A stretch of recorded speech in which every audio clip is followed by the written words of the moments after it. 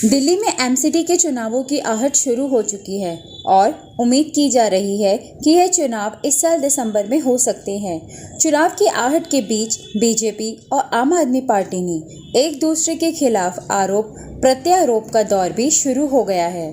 इस कड़ी में आप बीजेपी पर दिल्ली में जगह जगह कूड़े के ढेर होने का आरोप लगा रही है और इस कड़ी में सेल्फी विद कूड़ा मुहिम शुरू की हुई है। इसके तहत आप कार्यकर्ता कूड़े के साथ सेल्फी लेकर इसे शेयर कर रहे हैं। इस मुद्दे पर आपकी अनुभवी कार्यकर्ता और समाजसेवी रेखा शर्मा से खास बातचीत की। आप आम आदमी पार्टी की अनुभवी कार्यकर्ता है, पार्टी संगठन से जुड़ी हुई है, तो आपके नज़रिए से क्या लगता है कि जो सेल्फी विद कूड़ा जो आम आदमी पार्टी मुहिम शुरू की थी, क्या वो सही है? क्या वाकई दिल्ली में कूड़ा घर है? सबसे पहले तो मैं आपको नमस्कार करती हूँ और आपके चैनल को भी बहुत बहुत शुभकामनाएं देती हूँ। आप बहुत दिन के बाद हमारे पास आए हैं और ये बहुत अच्छा मुद्दा लेकर के आप आए हैं, क्योंकि आज रियल में अगर देखा जाए तो पूरी दिल्ली में गंदगी का पहाड़ बना हुआ है। जो 3 हमारे लैंडफिल थे वो तो ओवरलोडिंग में जा ही रहे हैं, उसमें आग लग जाती है, वहाँ पर लोगों का रहना दुभर हो गया है। आज सबसे ज़्यादा जो परेशानी हो रही है वो है कि जितने भी खत्ते थे इनके, इसको इन्होंने बंद करके वहाँ पर कंपोस्टर लगा दिया और उसके साथ अलग अलग जगहों पर सड़कों पर इन्होंने डस्टबिन डाल दिया है जो भरा रहता है और उसकी सफाई जो है 2-3 दिन में होती है और उसमें से बदबू आती रहती है। अगल बगल के लोगों का जीना दुभर हो गया है। तो आपको लगता है कि बीजेपी की जो है नगर निगम में वो जो गंदगी है दिल्ली में, पूरी गंदगी इस तरीके से आप लोग बता रहे हैं, तो क्या दिल्ली में अभी भी गंदगी बनी हुई है कि इन्होंने कूड़े साफ नहीं किया है? नहीं, बिल्कुल गंदगी बनी हुई है। आप जाके देखिए, हर गली में जाके देखिए, कूड़े तो उठ ही नहीं रहे। हफ्ता में 2 दिन 1 दिन कूड़े उठते हैं, कूड़े तो उठ ही नहीं रहे। लोग तो परेशान है गंदगी की वजह से और गाड़ियाँ आती हैं लेकिन उसके बाद भी चारों तरफ कूड़ा का मैदान भरा पड़ा है। लेकिन अब तो नगर निगम में बीजेपी की तो सरकार ही नहीं है, तो कमिश्नर के हाथ में सब कुछ है, तो इस मामले में तो फिर कमिश्नर को ही जवाबदेही बनती है, वही बताए कि भाई कूड़ा क्यों उठाया जा रहा है। नहीं तो देखिए, कमिश्नर तो एलजी के अधीन है और एलजी जो है वो हमारे सेंटर के अधीन है, तो सारी जो जिम्मेवारियां हैं वो तो बीजेपी की ही बनती है। अगर निगम नहीं है, निगम खत्म हो गया, अगर निगम की पोस्ट चली गई है तो उसका जिम्मेवारी तो फिर बीजेपी की ही बनती है। सेंट्रल के पास ही है सारा पावर की, और इसको देखें और उसको व्यवस्थित करने के, जो हमारे कूड़े हैं उसको व्यवस्थित करने का उपाय कुछ तो लगाए। गाजीपुर का जो आपका लैंडफील्ड है उसके पीछे में अब जाकर के दूसरा जो है एरिया में जो ढलाव में सामान जो कचरे जो है डाले जा रहे हैं। सोचिए कि एक तो पहले से पहाड़ वहाँ से हटाया नहीं गया है और पीछे में उसके जो है फील्ड को उन्होंने भरना शुरू कर दिया। लेकिन गाजीपुर का जो जैसे कूड़े का मामला बता रही है, लैंडफील्ड जो है वहाँ का बना हुआ है, लेकिन वो पहाड़ कुछ तो कम हुआ ही है। बीजेपी गवर्नमेंट ने और गौतम गंभीर ने कहीं ना कहीं जाके वो उस पहाड़ को कम तो किया ही है। वो पीछे फैला रहे हैं ना, उसके पीछे फैला रहे हैं ना, उसके पीछे में जो एरिया है वहाँ पर फैला रहे हैं। और अब तो उन्होंने ये किया है कि हर 16 लैंडफिल बनाने जा रहे हैं, उसमें एक लक्ष्मी नगर भी है लैंडफिल बनाने के, उसमें प्रोसेस में चल रहा है।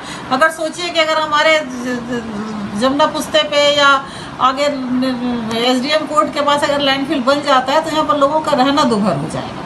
अब तो हर 16 बनाने जा रहे हैं, तो लक्ष्मी नगर भी है उसमें, और सोचिए लक्ष्मी नगर बहुत ही एक पॉपुलेटेड एरिया है और यहाँ पर अगर लैंडफिल बनता है तो सोचिए कितनी परेशानी होगी है। तो अब जैसे अब 16 लैंडफिल का बता रही लोग बनाने जा रहे हैं, वो सब इसलिए भी किया जा रहा है कि जैसे एक ही जगह कूड़े का ढेर लग जाता है, वहाँ पहाड़ बन जाता है। अगर जगह जगह अगर हम बनाएंगे तो उससे पहाड़ नहीं लगेंगे और लोग सभी लोगों को दिक्कत, जो एक ही इलाका जो कूड़े से सर्वाइव होता है वो लोग भी वहाँ से बच जाएंगे। नहीं तो देखिए, कूड़ा तो हर वर्ल्ड में हर कौन सी ऐसे देश नहीं है जहाँ कूड़ा नहीं निकलता। कूड़ा तो हर जगह निकलता है, लेकिन ऐसे ढेर तो कहीं नहीं लगता ना। पहाड़ जिसकी कोई टेक्नोलॉजी तो हमें लगानी पड़ेगी ना, टेक्नोलॉजी तो यूज़ करनी पड़ेगी, नई टेक्नोलॉजी लानी पड़ेगी जिससे कि हमारा कूड़ा जो है डेली का डेली जो कूड़ा है वो हम डिस्पोज ऑफ कर दें। ढेर तो हम ना लगाएं इसका। कुछ अभी हमें जैसे कुछ हमारे को सूत्रों ने बताया था, कुछ समय पहले कुछ खबर भी चली थी कि जब NH-24 बन रहा था उस तो नितिन गडकरी ने एक प्रपोजल शायद अरविंद केजरीवाल को भेजा था कि ये जो कूड़ा है इनको आप अगर हाईवे पे ले लें तो ये गाजीपुर लैंडफिल का कूड़ा लगभग ख़त्म हो जाएगा, लेकिन उस टाइम पे उनके प्रपोजल को ठुकरा दिया गया था।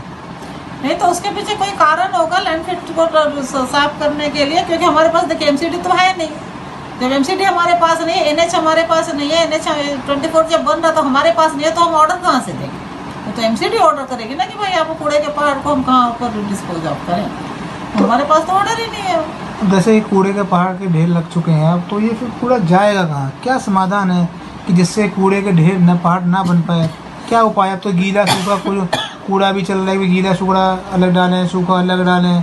इस तरीके से लोगों को जागरूक किया गया, कुछ परसेंट तक लोग जागरूक भी हुए, लेकिन वो सुविधा और समाधान नहीं निकल पाया उसका भी।